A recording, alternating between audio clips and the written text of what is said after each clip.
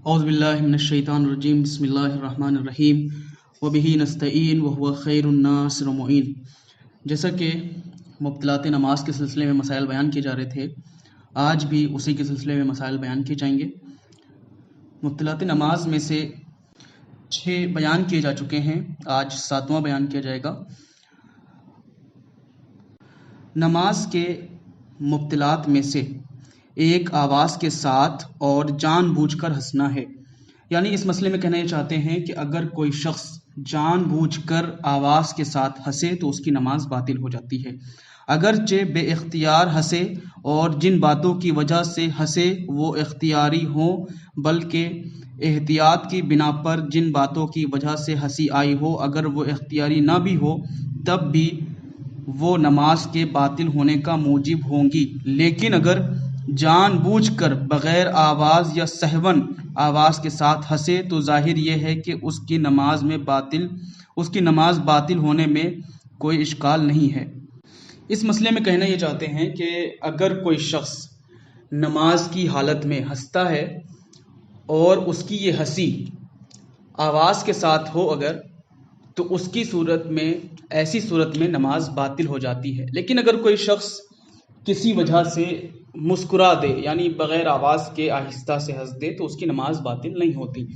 بہت سارے افراد ایسے ہوتے ہیں کہ جن کا ہنسی پہ کنٹرول ہوتا ہے، اختیار ہوتا ہے، جن باتوں پہ چاہتے ہیں ہنستے ہیں، جن باتوں پہ چاہتے ہیں نہیں ہنستے ہیں۔ تو ایسی صورت میں اگر کوئی شخص بے اختیاری میں ہنسے، یعنی اس کے پاس کنٹرول تھا ہی نہیں کہ وہ اپنی ہنسی کو روک سکے، ایسی صورت میں بھی اگر کوئی شخص بے اختیاری میں ہنسے اور اتنی تیزی سے ہنسے کہ نماز کی حیت بگڑ جائے، یعنی آواز کے ساتھ ہنسے، تو ایسی صورت میں احتیاط کی بنا پر آغا سستانی کے نزدیک نماز باطل ہو جاتی ہے۔ یعنی جو افراد نماز پڑھ رہے ہوں ان کو چاہیے کہ نماز کی حالت میں نہ ہنسیں۔ یہ مسئلہ بہت ہی مبتلا بے ہے، لہٰذا خاص خیال رکھنا چاہیے کہ نماز کی حالت میں ایسی آواز کے ساتھ ہرگز نہ ہنسے کہ جس سے نماز باطل ہو جائے۔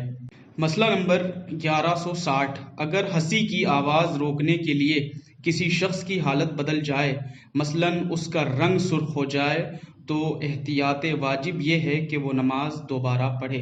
اس مسئلے میں کہنا یہ چاہتے ہیں کہ بہت سارے شخص ایسے ہوتے ہیں کہ ہنسی پہ کنٹرول تو کر سکتے ہیں، لیکن ظاہری چیز ہے، جو فطری چیز ہے، اس پہ کنٹرول نہیں ہو سکتا۔ مثال کے طور پہ انسان کو بہت تیزی سے ہنسی آ رہی تھی، لیکن اس نے کنٹرول تو کر لیا، لیکن اب وہ چہرے کا، فیس کا جو کلر ہے، رنگ ہے، وہ بدل گیا، یعنی سرخ ہو گیا ہنسی کی وجہ سے۔ تو ایسی صورت میں اس کی نماز صحیح نہیں ہے، احتیاط واجب کی بنا پر اسے دوبارہ پڑھنا چاہیے۔ اس کے بعد مبطلات نماز میں سے 8واں یہ ہے کہ احتیاط واجب کی بنا پر یہ نماز کے مبطلات میں سے ہے کہ انسان دنیاوی کام کے لیے جان بوجھ کر آواز سے یا بغیر آواز کے روئے، لیکن اگر خوف خدا سے یا آخرت کے لیے روئے تو خواہ آہستہ روئے یا بلند آواز سے روئے، کوئی حرج نہیں ہے، بلکہ یہ بہترین اعمال میں سے ہے۔ اس مسئلے میں کہنا یہ چاہتے ہیں کہ اگر کوئی شخص دنیاوی امور کو دیکھتے ہوئے نماز میں روتا ہے تو اس کی نماز باطل ہو جاتی ہے۔ مثال کے طور پر ایک آندھی آئی، اس کا گھر گر گیا، بہت زیادہ بارش ہوئی، اس کا گھر بہہ گیا، زلزلہ آیا، اس کا گھر گر گیا، تو ان تمام چیزوں کے سبب رونا، یا ان کے یہاں کوئی بچہ فوت ہو گیا، یا کوئی کسی عزیز کا انتقال ہو گیا، تو ان تمام چیزوں پہ گریہ کرنا، یعنی جو دنیاوی امور ہوتے ہیں، مثال کے طور پر کسی کا مال چوری ہو گیا، کسی کے پیسے غصب کر لیے گئے، یہ تمام چیزیں جو ہوتی ہیں، اب وہ انسان نماز میں جا کر کھڑا ہوا اور خداوند عالم سے شکوہ و شکایت کرنے لگ گیا، گریہ کرنے لگ گیا، تو یہ ساری چیزیں نماز میں باطل کا سبب بنتی ہیں۔ لیکن اگر کوئی شخص دنیاوی امور سے ہٹ کے گریہ کرتا ہے نماز میں، یعنی خوف خدا سے، آخرت کے خوف سے، تو ایسی صورت میں نماز باطل نہیں ہوتی، بلکہ یہ بہترین عمل میں شمار ہوتا ہے۔